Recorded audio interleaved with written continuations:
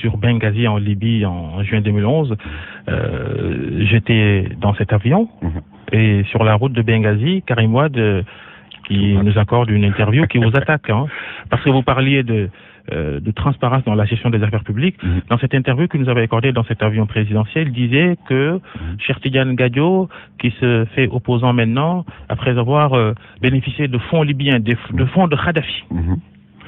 Grand mensonge historique d'ailleurs, que j'avais démenti à l'époque, et j'ai démenti pendant que Kadhafi était vivant. Et en plus, par la suite, j'ai encore démenti et j'ai expliqué une scène. Je sais que j'ai tellement de petites histoires croustillantes à raconter qu'on va peut-être rater le vrai sujet de notre entretien, qui est que j'ai envie de parler de la campagne du président Macky Sall. J'ai envie de parler de la situation avec Khalifa Sall, la situation de l'opposition et pourquoi je pense que Macky Sall va remporter les élections. Et quels sont les éléments de mon analyse. Maintenant, si ce jeune homme vous intéresse beaucoup et vous voulez encore en parler, je dirai un mot rapidement. J'ai dit un grand mensonge historique. Je vous jure, si je dis ce que je sais des relations entre Wade, son fils, et Kadhafi, ça va être un coup de tonnerre national. Je ne le ferai pas. Je ne le ferai pas parce que je veux rester homme d'État. En réalité, le fils était désespéré par le fait que j'étais sans compromis dans le combat contre la dévolution dynastique. Et le père a reconnu plus tard le rôle immense que j'ai joué par rapport à son départ. Donc c'est pour ça qu'il a accusé. Je l'ai dit et je l'ai redit. La seule fois où Kadhafi a accordé une subvention que je lui ai demandé, c'était à l'Agence panafricaine d'information, la PANA. Kadhafi m'a invité seul. Et le président Wade m'a dit, vas-y. Et arrivé là-bas, discute du projet d'achat d'un avion présidentiel. Kadhafi nous propose un prix trop cher. Toi, il te porte une telle affection que tu peux régler le problème. Et effectivement, j'avais quasiment réglé le problème. Et Kadhafi m'a posé la question. Je vais le redire encore une fois.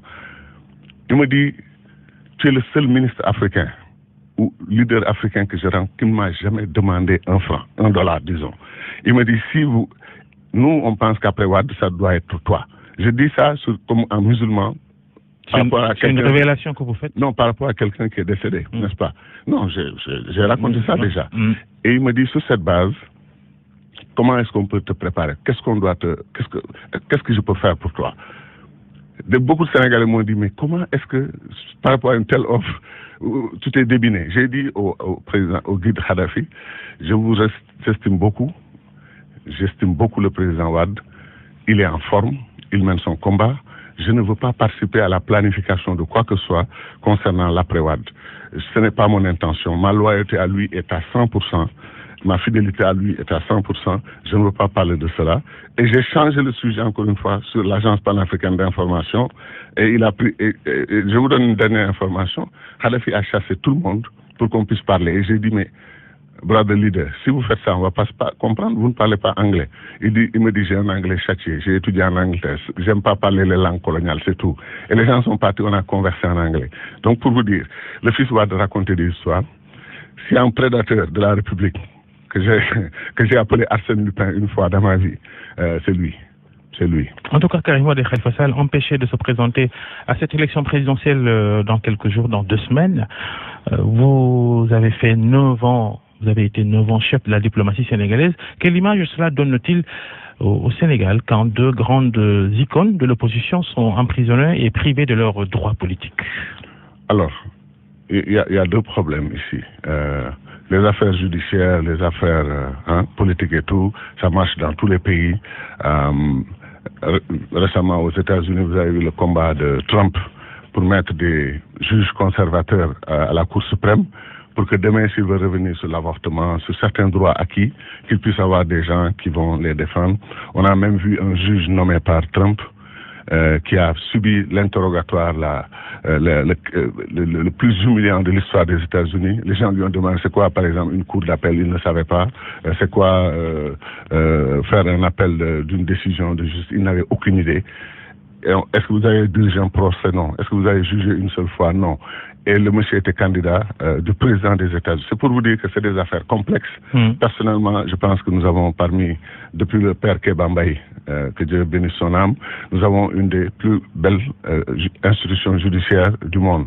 Maintenant, toutes ces institutions sont... Attention, vous aviez dénoncé le Conseil constitutionnel quand il avait validé la candidature d'Abdoulaye Wade pour un 3e mandat en 2012. Hein. Mais, je suis très cohérent, c'est que vous m'avez juste empêché, interrompu juste au bon moment où j'allais dire que ces institutions sont dirigées par des êtres humains. Et parce que ce sont des êtres humains, il peut y avoir des erreurs, il peut y avoir des jugements qui restent humains à 100%, mais nous faisons tout pour valoriser l'institution judiciaire. C'est ça l'intérêt de notre pays. Je suis parmi les premiers Sénégalais, ou peut-être le premier, à avoir proposé que l'institution judiciaire soit tellement renforcée, autonomisée, qu'on en fasse la clé de voûte des institutions et qu'on déplace la clé de voûte de la présidence de la République vers la Cour suprême de notre pays. Ce que je veux dire, moi je sépare les deux cas. Le cas Khalifa et l'autre cas dont vous parlez. Le cas Khalifa m'intéresse. Tous les Sénégalais savent que nous partageons, lui et moi, une grande estime et une grande affection. Et à cause de cela, je suis un être humain, je suis très affecté par ce qui lui arrive. Ça, je ne l'ai jamais caché, j'ai toujours dit. Le président Macky Sall, qui est un ami de longue date, un frère. Vous lui avez dit aussi? Il le sait, dans nos échanges, tout le monde le sait, je l'écris, je le dis partout, je ne m'en cache pas et je ne renierai aucune de mes convictions. Khalifa est un frère, est un ami. Mais les affaires qui l'opposent à la justice, je m'abstiens de commenter. Je ne veux pas prendre position sur ces questions. Comme l'a demandé un journaliste de RFI, il me dit, oui, mais qu'est-ce que vous pensez de sa candidature? Je lui ai dit, Khalifa s'occupe de sa candidature et moi, je m'occupe de mon candidat. Et mon candidat, c'est Macky Sall. Donc, on est au Sénégal. Nous souhaitons, nous, dans le cadre de notre le MPSL, Louis Djordjana, qui est une dynamique de réconciliation nationale, qu'on trouve des solutions. Vous prenez parti, vous ne pouvez pas être une sorte de centriste qui réconcilie tout le monde, vous avez déjà choisi un candidat. Mais je n'ai pas choisi un candidat dans le sens hostile aux autres. Vous demandez à tous les autres candidats, j'ai d'excellentes relations humaines avec eux. Moi, je ne suis pas le genre à aller dans les médias où je n'insulte personne, je ne calomnie personne. Ce sont des Sénégalais dignes de respect et de considération parce qu'ils veulent servir leur pays à la station la plus élevée. Je les respecte pour cela. Maintenant, parmi tous les 5, comme je ne suis pas personnellement candidat, je devrais pouvoir faire mon choix sans me faire insulter. Comme on le fait au Sénégal, il y a un terrorisme verbal, un irrespect fondamental par rapport au choix des gens qui ne relève pas de la démocratie. Et Dieu sait. Une intolérance. Dieu sait. Une intolérance. Et Dieu sait que c'est parce que l'âge commence à me rattraper que j'ai arrêté de tremper ma plume au vitriol. Je sais me défendre. Et je sais polémiquer quand c'est nécessaire. Mais je pense que c'est pas le temps. C'est le temps de l'apaisement.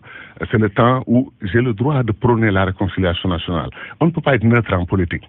Mon cœur a penché, a balancé vers l'action du président Macky Sall, ce qu'il a déjà fait, ce qu'il souhaite faire.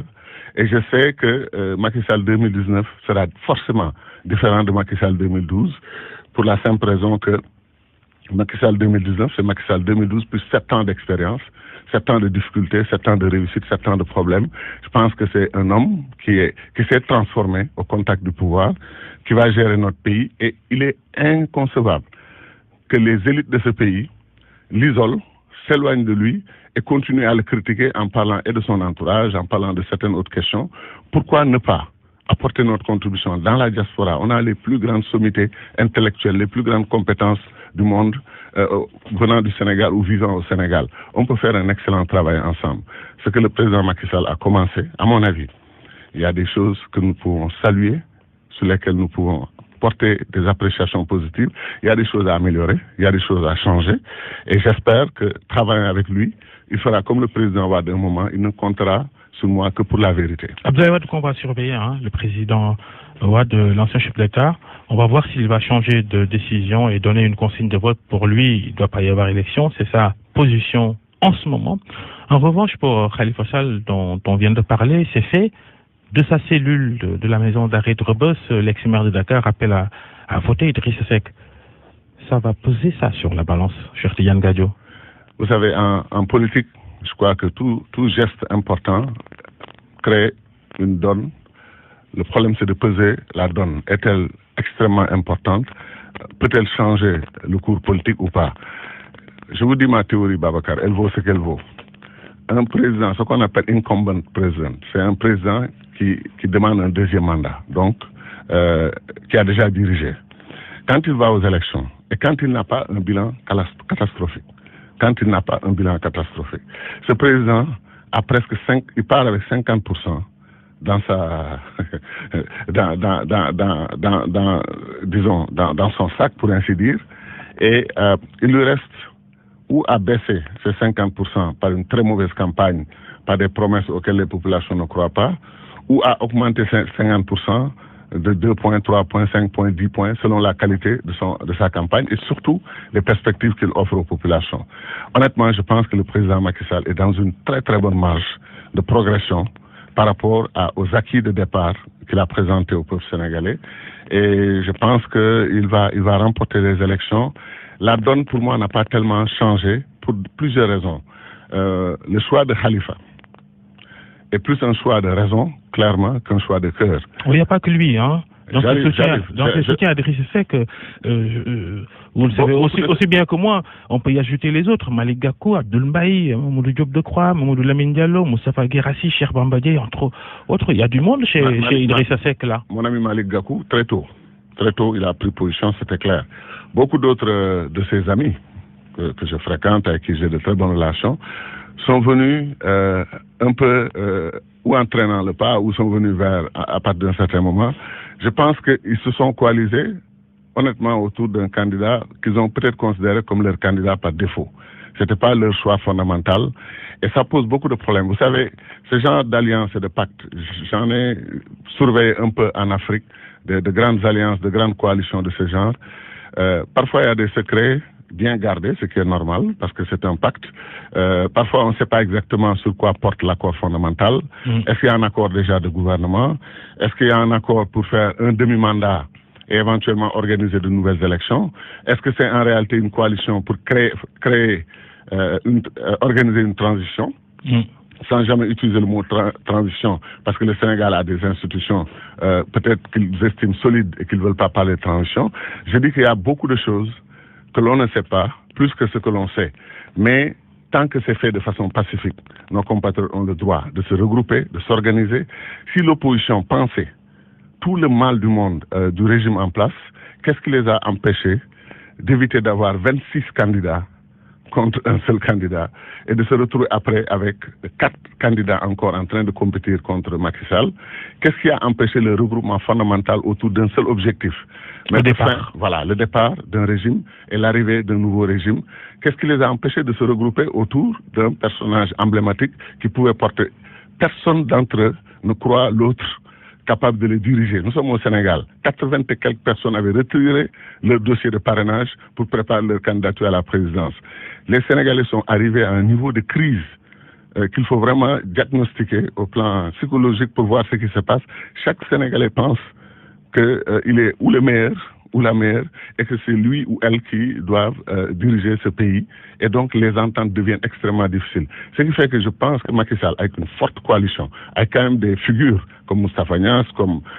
Coalition pour coalition, justement cette conviction du camp du pouvoir de réélire Macky Sall dès le premier tour, ne faut-il pas un peu relativiser, faire attention? Mais on est en politique, c'est-à-dire on se fixe un objectif maximal. On ne va jamais se fixer un objectif minimal. Comment amener un président dont vous pensez que le bilan est globalement positif et de bonnes choses ont été faites? Et surtout, Macky Sall a un avantage sur beaucoup d'autres candidats, à mon avis, c'est qu'il mène campagne et il parle toujours vision. Vision, projeter le Sénégal dans 10 ans, dans 15 ans, dans 20 ans. Quand j'écoute honnêtement les émissions le soir et que j'entends un concours de distribution de forage, je vous ferai un forage, je vous ferai ceci, le Sénégal a dépassé ce niveau de démocratie. Parlons vision contre vision, programme global contre programme. Et surtout, dites aux Sénégalais comment vous allez financer votre programme. Où est-ce que vous allez trouver les ressources? Je pense que c'est ça qui est beaucoup plus important. Et les dépenses, justement, les dépenses engagées par Macky Sall ces derniers mois, extrêmement critiquées, pas seulement par l'opposition, mais d'autres entités neutres. Quand on met, par exemple, près de 900 milliards sur 36 km de TER, il y en a qui comprennent pas ce genre de dépenses, à la limite mégalomane selon certains. Oui, bon, vous avez bien raison de dire selon certains. On est en démocratie, chacun doit apporter un jugement. Ce que je pense fondamentalement, c'est que si vous vous rappelez 2012, beaucoup avaient critiqué aussi comment la campagne de Macky Sall avait été financée. Il n'était pas au pouvoir. Et vous savez que beaucoup de lobbies s'étaient levés à l'époque pour se révolter avec les citoyens contre le projet d'évolution dynastique et contre ce qu'ils suivant ce qui s'est passé le 23 juin. Macky a eu un immense soutien pendant que nous tous, on n'avait pas compris, on était là, lui il a battu campagne, il a ratissé le pays. Donc je ne pense pas que ce genre de débat c'est bien de porter des critiques, mais c'est mieux de proposer des alternatives et surtout crédibles.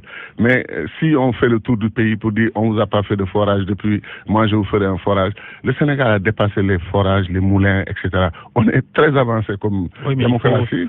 Il faut quand même de l'eau potable pour les habitants du Sénégal, des profondeurs. Il ne faut pas minimiser peut-être la construction de forages. C'est hyper important. Même Dakar en aurait besoin peut-être.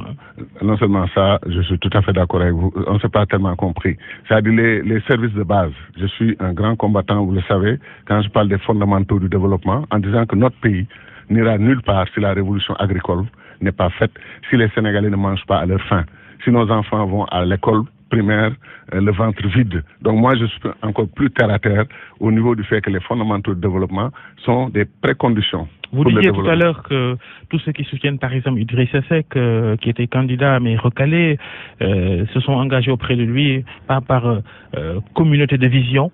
Vous, qui avez décidé de choisir Macky Sall comme votre candidat, est-ce qu'il a intégré certaines de vos préoccupations pour le développement du Sénégal, par exemple? Fondamentalement, et comme vous le savez par exemple, notre trait de marque, c'est le panafricanisme, l'intégration africaine. Nous sommes parmi les seuls Africains à dire que l'émergence individuelle de nos pays va poser problème. Il faut l'émergence dans le cadre de l'intégration africaine. Et Macky a dit, son deuxième mandat sera sous le sceau du panafricanisme et de l'intégration africaine. Et il y en a sans doute qui s'attendaient à vous voir tenter à nouveau votre chance après 2012, tentez votre chance encore en 2019. Vous avez préféré, je parle de la présidentielle parce que vous étiez candidat à la dernière, vous avez préféré vous allier avec Macky Sall. Les internautes sénégalais n'ont pas hésité à ressortir, alors exhumer des vidéos dans lesquelles vous disiez que jamais vous n'allez transhumer, rejoindre le camp présidentiel. Alors, ce qui est encore faux, mon ami Babacar, vous êtes un grand journaliste. Je souhaite que vous évitiez les manipulations des manipulateurs. Ah non, j'ai personnellement vu des vidéos où vous dites à la journaliste ou au journaliste qui vous interrogeait que jamais vous n'allez transhumer. Ça, j'ai vu ça. Là où vous êtes peut-être trompé, vous dites que j'ai dit que je ne travaillerai jamais avec le camp présidentiel, c'est totalement faux. Je l'enlève. Non, si vous écoutez, c'était l'émission Sans détour avec Maman Séningay, qui est un de nos amis, un des vétérans. Posez-lui la question lui-même. Il vous dira qu'il était choqué de voir comment ils ont manipulé la vidéo. Pourtant, j'ai dit que je ne rejoignais pas l'APR et je n'avais aucunement l'intention de le faire parce que nous sommes le MPSL, ils sont l'APR. Finalement, on dit la même chose, cher Tidiane Gadio. Non, pourquoi? Le parti rejoint un parti. Wad a créé le phénomène de la transhumance, on n'a pas le temps d'en parler, où quelqu'un du Parti socialiste venait le voir. Et Wad lui disait, moi j'aimerais que vous me souteniez. La personne sort et sur le perron de la présidence dit, vraiment je m'étais trompé sur Wad, c'est un des meilleurs êtres humains que Dieu a créé. Je rejoins son parti, je rejoins son combat. C'est ça la transhumance. Quand quelqu'un fait le choix, pourquoi quand Gakou choisit Idriss Seck, il ne transhume pas? Quand Khalifa Sall choisit Idriss Seck, on l'accuse pas de transhumance. C'est une dynamique de l'opposition, une logique parolière de l'opposition, que de se concentrer sur les gens qui ne partagent pas leur point de vue. Je les respecte tous immensément. J'ai le droit de choisir librement la personne avec qui je veux travailler pour des raisons stratégiques, des raisons programmatiques. Ils sont en train de manipuler des vidéos pour me faire dire ce que je n'ai pas dit. J'ai bien dit que je n'avais aucunement l'intention de rejoindre la paire et que j'ai même traité la transhumance d'une nouvelle démarche politique animalière, n'est-ce pas? Et je le maintiens, je ne crois pas en la transhumance. Votre soutien à Macky Sall, ça s'appelle comment alors? Une alliance politique. Une alliance politique devant tous les programmes existants. Ce que j'ai vu dans l'intérêt stratégique de notre combat panafricain et pour l'intégration africaine, notre combat pour la nouvelle citoyenneté, il me semble que nous pouvons apporter quelque chose au président Macky Sall. Et vous avez déclaré que c'est sans contrepartie aucune. Hein? J'ai même été plus allusion loin. À vos déboires judiciaires aux États-Unis, cette affaire de corruption dans laquelle vous avez été cité et blanchi par la suite. Et même j'ai été plus loin. J'ai dit, parce que vous savez, certains Sénégalais sont très forts. Hein? Ils ont pensé que le président Macky Sall pouvait appeler Trump et lui dire, écoutez, j'ai besoin de Gadio pour les élections, laissez-le venir, etc. Le magistrat qui s'occupait de ce dossier poursuit le fils de la famille de Trump, ses enfants, son avocat. Il a déjà fait emprisonner son avocat. C'est de l'enfantillage que de raisonner comme ça. Et ensuite, je ne suis pas le genre, j'ai discuté avec Macky Sall, de comment on peut travailler ensemble, faire avancer notre pays, les causes du Sénégal. Je me suis promené dans tout le Fouta pendant une semaine, le Djeri, le Wallo. Je vous jure, ce que j'ai vu là-bas, comme forme d'engagement et de volonté de poursuivre le travail avec le président Macky Sall, j'ai trouvé ça extraordinaire. Donc, de ce point de vue, je pense que j'ai fait le bon choix, j'ai fait le bon raisonnement et je le ferai au service du Sénégal. Je ne vais pas être dans l'optique de dire tout va très très bien. Quand ça ne va pas, je le dirai. Quand ça va, je le dirai aussi. Et c'est ça ma vision de la politique. Des nouvelles de cette affaire qui vous a finalement à tort valu une résidence surveillée de plusieurs mois aux États-Unis. Des nouvelles? Aucune nouvelle, parce que la nouvelle la plus intéressante, c'était le retrait total de la plainte et le blanchiment total. Et le fait, je l'ai encore dit une fois, que des choses extraordinaires sont arrivées. C'est les magistrats qui ont eu mon dossier, on s'est embrassés en se quittant. Je vous le jure sur le Saint-Coran, on s'est embrassés en se quittant parce qu'ils m'ont même dit, monsieur, vous avez un grand rôle à jouer dans votre pays, cette affaire est terminée, rentrez chez vous, votre pays vous attend, votre peuple vous attend. Je crois qu'ils ont compris, après autant de discussions, de temps passés ensemble, que c'était un immense et tragique malentendu. Cheikh Tidiane Gadio ne sera jamais, jamais de sa vie pris dans ce genre de situation, précisément parce que il croit en l'Afrique et c'est sa raison de vivre. Le Sénégal, c'est sa raison de vivre.